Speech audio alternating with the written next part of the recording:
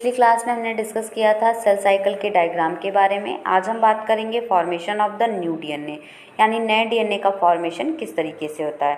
तो यहाँ पे आप देख सकते हैं during the S phase of the interphase, यानी जो इंटरफेज की एस फेज है। और ये मैंने पिछली क्लास में ये आपको बताया था कि इंटरफेज हमारा कितने फेज में डिवाइड था। तो आंसर क्या था हमारा कि 3 फेज में डिवाइड था। कौन कौन सा था? फर्स्ट हमारा था G1, सेकेंड क्या था S, और थर्ड क्या था G2। First growth phase, S से सिंथेसिस फेज, और G2 से क्या था सेकेंड ग्रोथ फेज। अब यहाँ पे एस फेज है तो ये हमारे दिमाग में तुरंत आ जाना चाहिए कि एस से क्या था सिंथेसिस था, और यहाँ पे डीएनए का सिंथेसिस हो रहा था। तो डीएनए जो होते हैं वो क्या होते हैं, डुप्लीकेट या रेप्लिकेशन किस तरीके से होता है डीएनए का। पुराने डीएनए से ओल्ड डीएनए या ओल्ड स्ट्रैंड से कैसे न्यू स्ट्रैंड का फॉर्मेशन होता है और नए डीएनए कैसे बन जाते हैं। यहाँ पे आप देख सकते हैं ये हमारा डबल हेलिकल स्ट्रक्चर डीएनए का दिया हुआ है। तो ये कुछ इस तरीके से डबल हेलिक्स स्ट्रक्चर होता है। अब ये डीएनए जो है ये डिवाइड किया तो ये स्ट्रैंड इस तरीके से ब्रेक हो जाएगा, ठीक है। तो ये हमारा ओल्ड स्ट्रैंड हो गया, ठीक है। ये भी हमारा कैसा हो गया, ओल्ड स्ट्रैंड हो गया। अब इसके कॉम्प्लीमेंट्री में ये एक नया स्ट्रैंड का फॉर्मेशन कुछ इस तरीके से हो रहा है। इधर भी सेम ऐसे ही नए स्ट्रैंड का फॉर्मेशन होगा।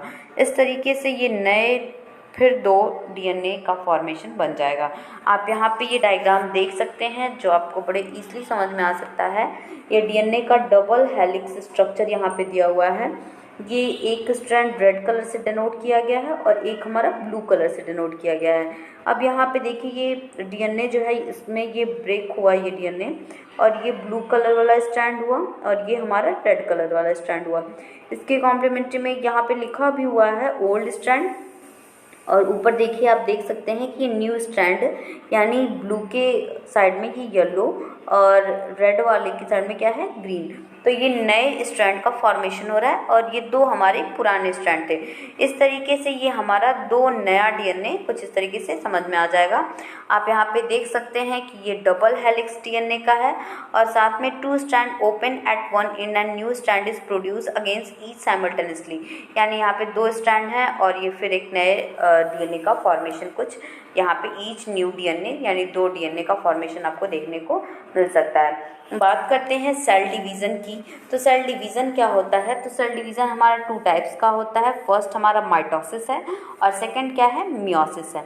अब ये माइटोसिस और मियोसिस दोनों चीज़ें होती क्या हैं?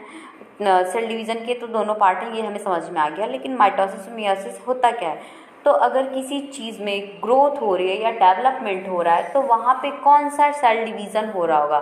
तो वहाँ पे आंसर हो जाएगा हमारा माइटोसिस हो रहा है, ठीक है। अगर कोई सेल ग्रोथ कर रही है तो वो चीज़ हम क्या बोलेंगे कि वहाँ पे कौन सा सेल डिवीज़न है? तो आंसर क्या हो जाएगा, माइटोसिस है, ठीक है। लेकिन अगर किसी सेल में हाफ डिवीज़न हो रहा है, रिडक्शन डिवीज़न हो रहा है, यानी सेल अगर 2n है तो ये डिवाइड होके n और n बना ले रही हैं, तो यहाँ पे क्या हो रहा है, मियोसिस हो रहा है, ठीक है।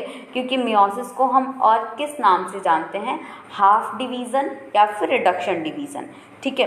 मियोसिस जो होती है हमारी उसको हम किस नाम से जानते हैं, हाफ डिवीज़न या फिर रिडक्शन डिवीज़न, ठीक है। हाफ डिवीज़न या ये भी बोल सकते हैं आप रिडक्शन डिवीज़न। यहाँ पे आप माइटोसिस और मियोसिस की डेफिनेशन देख सकते हैं। माइटोसिस में क्या है, cell division leading to the production of diploid cell for growth and development. अभी मैंने बताया कि जो हमारा माइटोसिस है वो कहाँ पे होता है, अगर किसी सेल में ग्रोथ हो रही है, डेवलपमेंट हो रहा है, तो आंसर क्या हो जाएगा, कौन सा सेल डिवीज़न है, माइटोसिस है। लेकिन अगर कोई सेल डिवाइड कर रही हैं, ठीक है, नई सेल का फॉर्मेशन कर रही हैं, तो वहाँ पे क्या होगा, मियोसिस होगा। यहाँ पे आप देख सकते हैं इसका डेफिनेशन क्या है, cell division leading to the production of haploid cell. अब ये हैप्लॉइड और डिप्लॉइड ये चीज़ें क्या हैं, तो यहाँ पे आप समझ सकते हैं 2n, ठीक है, 2 है तो इसे आप क्या बोल सकते हैं, डिप्लॉइड बोल सकते हैं, ठीक है। अब ये डिवाइड हुआ किसमें, n और n में। अब मैंने ये भी बता दिया था आपको कि हाफ डिवीज़न या फिर रिडक्शन डिवीज़न, इसी को हम क्या बोलते हैं, मियोसिस बोलते हैं। लेकिन माइटोसिस क्या था हमारा, जहाँ पे ग्रोथ हो, डेवलपमेंट हो, वहाँ पे क्या हो जाएगा, माइटोसिस हो जाएगी। लेकिन मियोसिस की बात करें तो जहाँ पे हाफ डिवीज़न या फिर रिडक्शन डिवीज़न हो रहा है तो वहाँ पे हमारा मियोसिस होगा। जैसे ये 2n है यानी डिप्लॉइड सेल है। अगर हम बात करें डिप्लॉइड सेल क्या होता है, तो यहाँ पे आप ऐसे लिख सकते हैं 2n, ठीक है। अब ये डिवाइड हुआ n और n में, अब इसे हम n को क्या बोल सकते हैं, अब यहाँ पे 2 तो है नहीं तो डिप्लॉइड तो बोलेंगे नहीं, तो क्या बोल सकते हैं, हैप्लॉइड बोल सकते हैं, ठीक है। ये कौन सी सेल हो गई, हैप्लॉइड सेल हो गई, ठीक है। तो ये कौन सा डिवीज़न हुआ, अगर डिप्लॉइड सेल हैप्लॉइड सेल में बन जा रही है ब्रेक डाउन होके, तो वो कौन सा डिवीज़न हुआ, तो आंसर क्या हो जाएगा, मियोसिस हो जाएगा। और हैप्लॉइड जो है हमारा वो क्या होता है, स्पर्म एग, यानी स्पर्म जो होता है वो मेल से होता है और एग कहाँ से रिलीज होता है, वो फीमेल से होता है। इन दोनों को मिला के हम गैमीट्स बोल सकते हैं, ठीक है।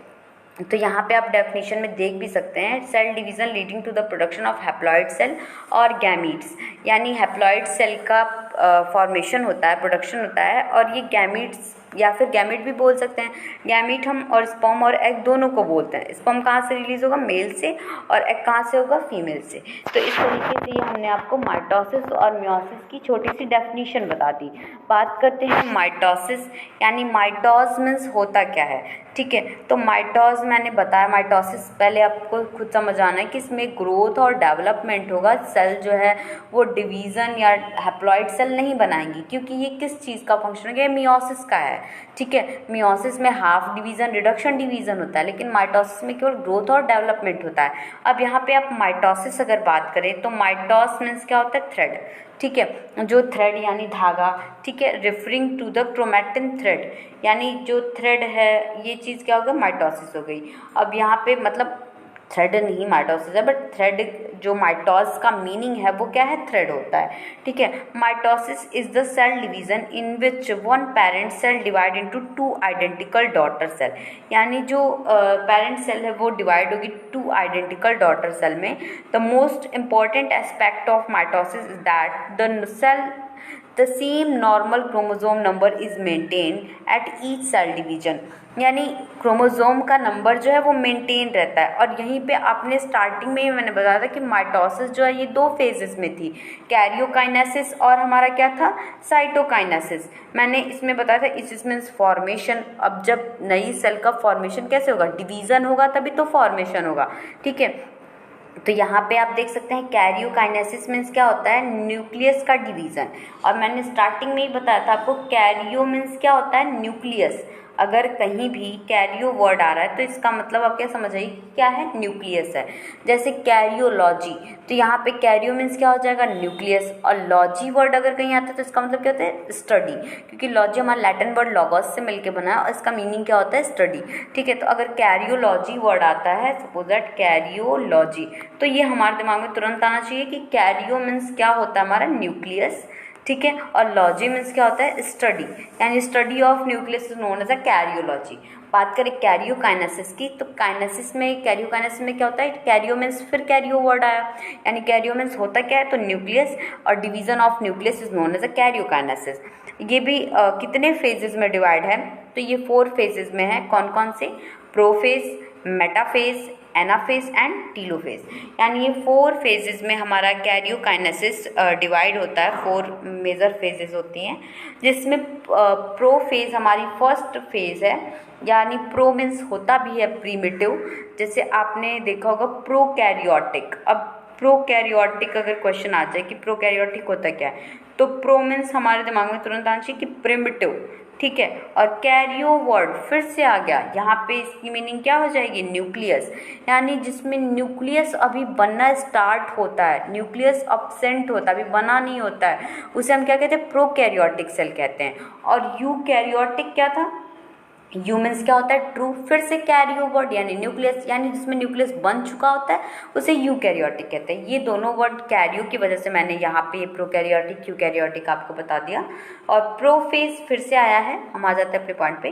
तो प्रोफेज में प्रो मीन्स क्या हो जाएगा, प्रिमिटिव, यानी फर्स्ट फेज जो है हमारी माइटोसिस की, उसे हम क्या कहते हैं, प्रोफेज कहते हैं, ठीक है। प्रोफेज में क्या क्या होता है ये हम नेक्स्ट क्लास में डिस्कस करेंगे। फिर मेटाफेज के बारे में बताएंगे, फिर एनाफेज एंड टीलोफेज, यानी जो हमारा माइटोसिस है जो ये 4 फेजेस में डिवाइड है, कौन कौन से, प्रोफेज, मेटाफेज, एनाफेज, टीलोफेज, ये हम आपको नेक्स्ट क्लास में डिस्कस करेंगे।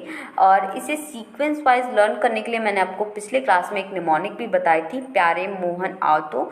यहाँ पे प्यारे से आप याद रख सकते हैं प्रोफेज, मोहन से याद रख सकते हैं मेटाफेज, आव से याद रख सकते हैं एनाफेज, और तो से याद रख सकते हैं टीलोफेज। तो ये बाकी क्या प्रोफेज जितनी 4 फेजेस हैं हम आपको नेक्स्ट क्लास में डिस्कस करेंगे।